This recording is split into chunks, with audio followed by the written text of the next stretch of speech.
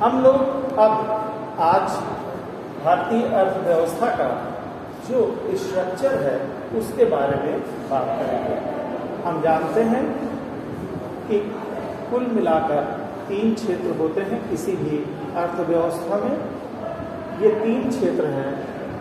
प्राथमिक क्षेत्र, ये कृषि एवं कृषि से संबंधित क्षेत्र होते हैं, जिसमें खनन उद्योग, मछली पालन, रेशम उद्योग, दुग्ध पालन जैसी चीजें होती हैं। इसमें ये जो कृषि के सहायक उद्योग होते हैं, जो प्राथमिक क्षेत्र के अंतर्गत गिने जाते हैं, इनमें प्रायः कम पूंजी के साथ अधिक लोगों को रोजगार देने की क्षमता होती है।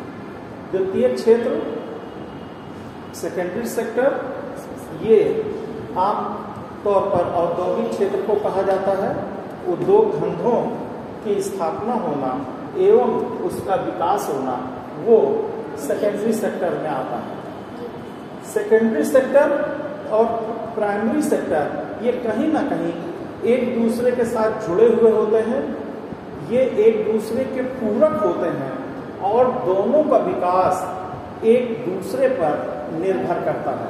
उदाहरण के लिए प्राइमरी सेक्टर को नए खाद, बीज, ट्रैक्टर और दूसरी मशीनें चाहिए जो उसे द्वितीय क्षेत्र से मिलता है।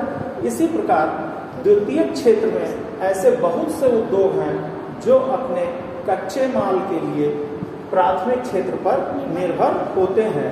जैसे चीनी उद्योग, ये पूरी तरह से प्राथमिक क्षेत्र पर ही यानी कि गन्ने के उत्पादन पर ही निर्भर करता है। तीसरा क्षेत्र है वो है तृतीय क्षेत्र या टर्सरी सेक्टर जिसको कहते हैं। ये बेसिकली सेवा क्षेत्र होता है जिसमें कि शिक्षा, स्वास्थ्य, दूरसंचार से लेकर अन्य विभिन्न प्रकार की सेवाएं इसके अंतर्गत आती हैं। वास्तव में जैसे जैसे अर्थव्यवस्था का विकास होता जाता है तो शुरू में तो प्राथमिक क्षेत्र की प्रधानता होती है जीडीपी में, लेकिन विकास का क्रम आगे बढ़ने पर द्वितीय क्षेत्र महत्वपूर्ण हो जाता है और फिर आगे चलकर जब अर्थव्यवस्था और ज़्यादा विकसित हो जाती है तो फिर तृतीय क्षेत्र का योगदान जीडीपी में सबसे ज़्यादा पाया जाता है। अब हम लोग आगे देखेंगे। ये देख सकते हैं जैसा कि इस चार्ट में दिखाया जा रहा है। ये कृषि से संबंधित क्षेत्र को आप देखें 1950-51 में इनका हिस्सा कुल आय में 55% था, जो कि 22-23 में घटते घटते सिर्फ 15% का रह गया है। इसी प्रकार आप उद्योग को देखें जो सेकेंडरी सेक्टर के अंतर्गत आता है, इसमें 15% था और वो बढ़कर अब 30% हो गया है। जबकि आप यहाँ पर सेवा क्षेत्र को देखें तो जो 30% था वो बढ़कर अब 55% हो गया है। बीच में दूसरे हैं जिनमें खनन उत्खनन जो कि प्राइमरी सेक्टर में ही आएगा, विनिर्माण उद्योग ये सेकेंडरी सेक्टर में आएगा और ये विद्युत, गैस, जलापूर्ति, उपयोगी सेवाएं ये टर्सरी सेक्टर में आता है। तो इस तरह से यहाँ पर इस टेबल में अलग अलग कितना कितना योगदान है ये आप देख सकते हैं। और आप ये भी जान सकते हैं कि जब देश का विकास होता है तो फिर योगदान प्राथमिक क्षेत्र से हटकर द्वितीय क्षेत्र और तृतीय क्षेत्र की ओर चला जाता है, जैसा कि आप इस टेबल में देख रहे हैं। और उसके बाद आप ये देख सकते हैं इसमें सेवा क्षेत्र में एक व्यापक है जिसमें कि व्यापार भी है, होटल भी है, परिवहन है, संचार है, वित्तीय, रियल एस्टेट और व्यावसायिक सेवाएं हैं, सार्वजनिक प्रशासन, रक्षा और अन्य सेवाएं।